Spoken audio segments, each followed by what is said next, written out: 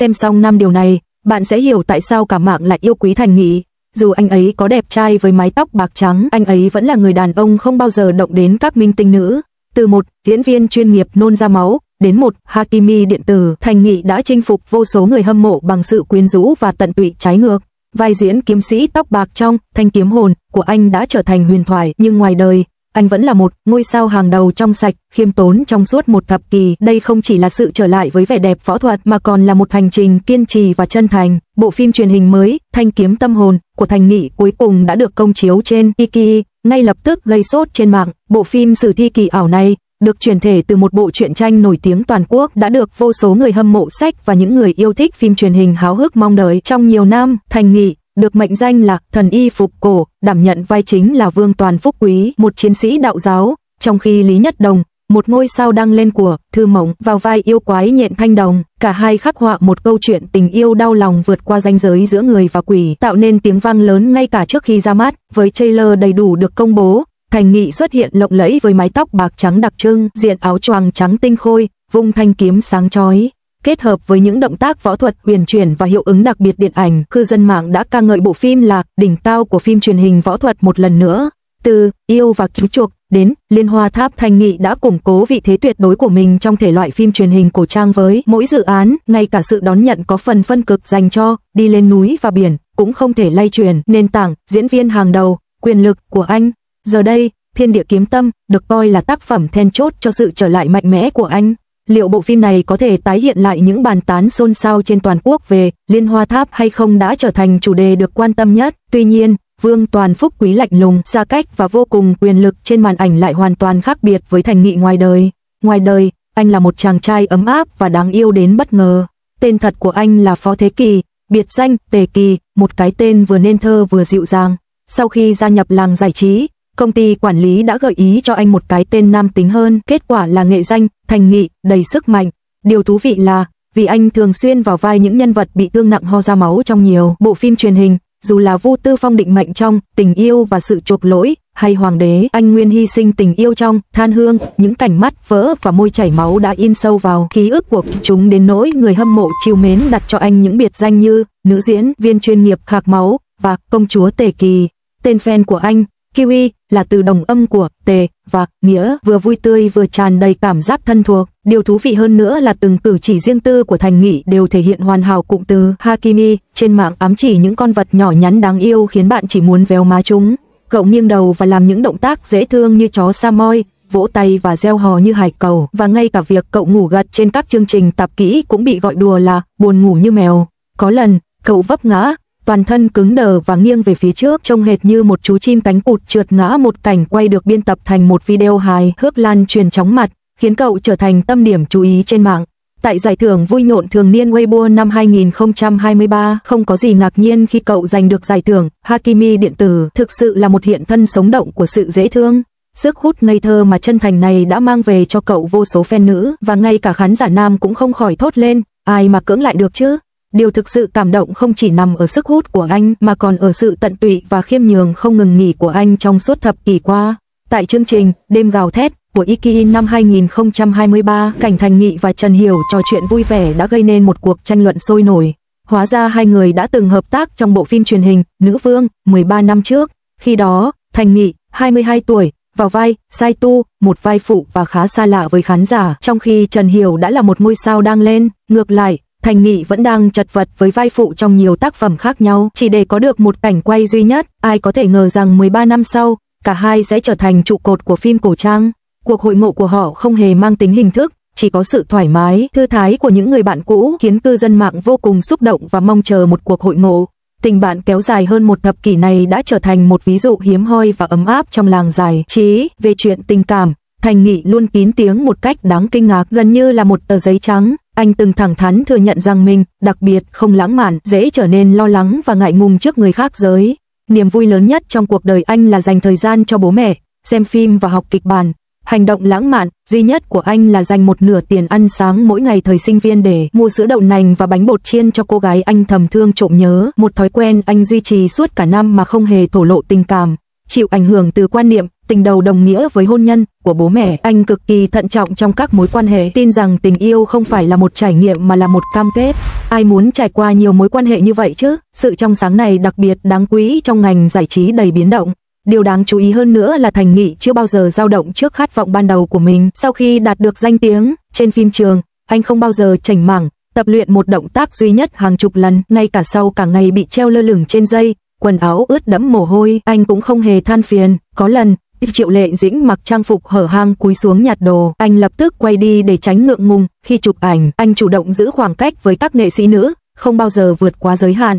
Sau sự kiện, khi các nghệ sĩ khác đã rời đi từ lâu, anh vẫn kiên quyết ngồi yên cho đến khi buổi lễ kết thúc, chỉ để bày tỏ sự tôn trọng đối với ban tổ chức và các khách mời. Khi sự kiện kết thúc, anh thậm chí còn đến khu vực hỗ trợ người hâm mộ để trịnh trọng chào hỏi và bày tỏ lòng biết ơn. Những chi tiết này đã được các nhân viên tiết lộ nhiều lần, và người trong cuộc gọi anh là ngôi sao hàng đầu trong sạch nhất, không scandal, không hành xử như diva, không kiêu ngạo của một người nổi tiếng được hậu thuẫn, chỉ có sự kiên định và tôn kính. Sau khi ra mắt, anh hùng xạ điêu nhanh chóng dẫn đầu bảng xếp hạng thịnh hành trên nhiều nền tảng. Khán giả trung thành của Liên Hoa Các bày tỏ sự hoài niệm, khen ngợi diễn xuất ngày càng trưởng thành và tiết chế của Thành Nghị, đặc biệt là cảnh bùng nổ cảm xúc dài 3 phút khi Vương Toàn Phú Quý tỉnh dậy. Ánh mắt anh dần chuyển từ hoang mang sang kiên định, khiến người xem rùng mình. Về hiệu ứng đặc biệt, sự kết hợp giữa thẩm mỹ phương Đông và công nghệ hiện đại là hoàn hảo. Màn đấu kiếm trong rừng trúc, phi kiếm và thế giới ảo ảnh bao phủ bởi năng lượng ma quỷ đều xứng đáng làm hình nền. Một bài đăng phổ biến trên Chư U bình luận đây không chỉ là một chương trình được đầu tư kỹ xảo, mà là sự trở lại của võ thuật có hồn. Người hâm mộ tiểu thuyết gốc thốt lên, cuối cùng cũng có người mang đến chất lượng mà Hồ Linh Mai nên có. Dĩ nhiên, cũng có những ý kiến trái chiều. Một số khán giả cho rằng vai diễn Thanh Đồng của Lý Nhất Đồng thiếu sức sống và việc xây dựng cảm xúc có phần vội vã. Những người khác chỉ ra rằng nhịp độ của 2 tập đầu quá chậm. Tuy nhiên, nhìn chung, những đánh giá tích cực đã lấn át hoàn toàn những tranh cãi. Các chủ đề liên quan trên Douyin, TikTok đã thu hút hơn 2,8 tỷ lượt xem, và rất nhiều video do người hâm mộ thực hiện đã xuất hiện trên Bilibili với các hashtag như thăng CSENGYIWSITESAIAKILLSME thăng và thăng WANGQUINFUZUIQINZTONGKISSINGSCENESGODLIKI thăng liên tục đứng đầu bảng xếp hạng. Nhiều khán giả trẻ bày tỏ rằng chính diễn xuất của Thành Nghị đã khiến họ một lần nữa tin rằng những ai hành động nghiêm túc rồi sẽ được nhìn nhận. Từ một diễn viên phụ vô danh trở thành ngôi sao hàng đầu của S+ Production, hành trình của Thành Nghị được đánh dấu bằng sự kiên trì và kỷ luật tự giác. Trong thời đại mà sự nổi tiếng lên ngôi, anh chứng minh bằng chính cách riêng của mình rằng thần tượng đích thực không cần sự cường điệu để thu hút sự chú ý. Tập trung vào công việc và sống đúng với bản thân là đủ để nhận được sự tôn trọng và yêu mến. Anh không phải là một thiên tài hoàn hảo, nhưng anh là một người bình thường chăm chỉ nhất. Như một cư dân mạng đã nói, xem anh ấy diễn xuất giống như đang xem một hành trình tâm linh, trau dồi kỹ năng và hoàn thiện nhân cách. Điều kỳ diệu nhất chính là song sinh được khắc họa qua hình ảnh. Lý Hướng Nghi và Lý Liên Hoa rõ ràng là cùng một người, nhưng Trình Nghi lại khắc họa sự khác biệt giữa hai chủng tộc. Khi Lý Hướng Nghi còn trẻ xuất hiện, lưng anh thẳng tắp như kiếm tuốt khỏi vỏ. Trước khi rút kiếm, miệng hổ của anh vô thức khép lại, ngay cả cú xoay người cũng mang theo sự sắc bén của thiên hạ đệ nhất. 10 năm sau, Lý Liên Hoa bước đi chậm rãi, lưng hơi khom, cổ tay run rẩy khi phát thuốc và ngay cả hơi thở cũng chậm hơn người khác một nhịp. Trong một cảnh, ông nhớ lại cảnh nhảy múa với giải duy băng đỏ và máy quay chuyển sang cảnh ông đang nhặt củi ở hiện tại. Cũng động tác đó, từng nhanh nhẹn và nhẹ nhàng khi còn trẻ, giờ chỉ còn là dáng đi loạng choạng khi về già. Sự tỉ mỉ đến từng chi tiết thật đáng kinh ngạc, biểu cảm nhỏ bé có thể diễn tả ngàn lời, đúng là thần thông.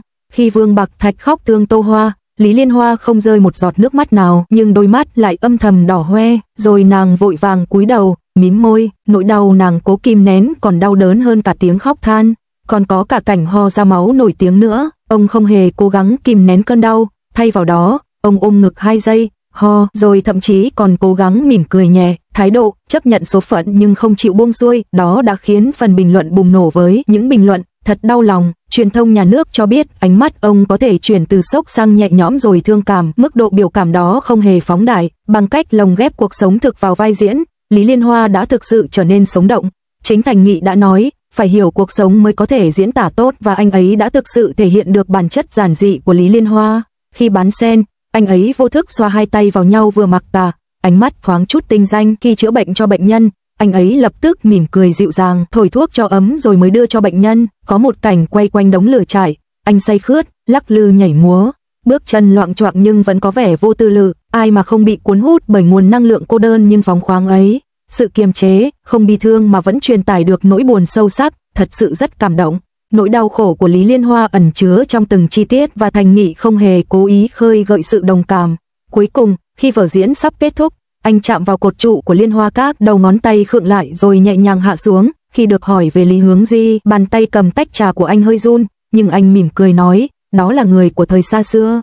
Kiểu diễn xuất này, không nói ra nỗi đau mà vẫn truyền tải được tất cả, còn đau lòng hơn cả cảnh khóc. Chẳng trách cư dân mạng nói, dư âm của Lý Liên Hoa có thể bao phủ trái đất 3 vòng. Quan trọng nhất, anh hiểu được sự buông bỏ của Lý Liên Hoa. Chính Thành Nghị đã nói, buông bỏ cũng đáng khen, và chính tư duy này đã giúp anh hoàn toàn đồng cảm với nhân vật.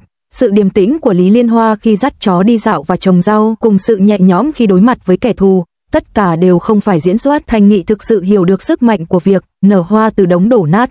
Đúng như anh ấy nói, bạn phải giữ nhân vật trong lòng, và chính cảm giác kính nể này đã thổi hồn vào Lý Liên Hoa. Đến giờ, xem lại Liên Hoa Các vẫn khiến tôi xúc động bởi những chi tiết nhỏ nhặt. Thành Nghị không chỉ vào vai Lý Liên Hoa, anh ấy còn khiến chúng ta thực sự tin rằng một vị lương y hiền lành nhưng kiên cường như vậy thực sự tồn tại trong giới võ thuật, trồng rau và dắt chó đi dạo đâu đó. Đó có lẽ chính là phép màu của một diễn viên giỏi. Cả nhà ơi, các bạn có thích Thành Nghị không? Hãy thoải mái để lại bình luận và chia sẻ suy nghĩ của mình nhé.